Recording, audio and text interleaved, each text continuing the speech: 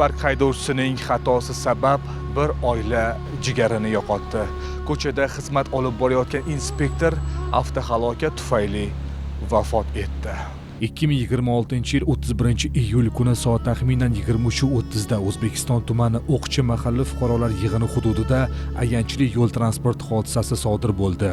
1996-yilda tug'ilgan haydovchi mast holda Spark rusumli avtomashinani boshqarib kelayotib, tungi xizmatni olib borayotgan. Inspektorni to'xtash haqidagi qonuniy talabiga bo'ysunmasdan uni urib yuborgan. Oqibatda serjant Hayitbek Karimjonov og'ir tan jarohatlari bilan shifoxonaga olib borilgan. Ming afsuski, ko'rsatilgan tibbiy muolajalarga qaramasdan u jonlantirish bo'limida vafot etgan. Hayitbek mana shu transport vositasini yo'liga chiqib to'xtatmaganda buni balkim boshqa insonlarning hayotiga zamon bo'lgan bir haydovchi. Bu qotil haydovchi.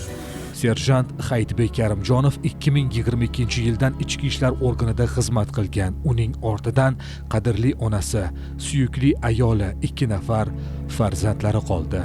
Holat yuzasidan O'zbekiston tuman prokuraturasi tomonidan Jinoyat kodeksining 266 hamda 117-moddalari bilan jinoyat ishi qo'zg'atilib, dastlabki tergov harakatlari olib borilmoqda.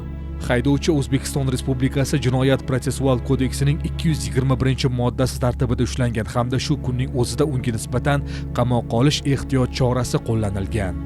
Millar ko'rsatuvi inspektorning oila a'zolariga hamdardlik bildiradi. Biz xodimni harakat xavfsizligini ta'minlash borasida amalga oshirgan barcha ezgu ishlarini hech qachon unutmaymiz.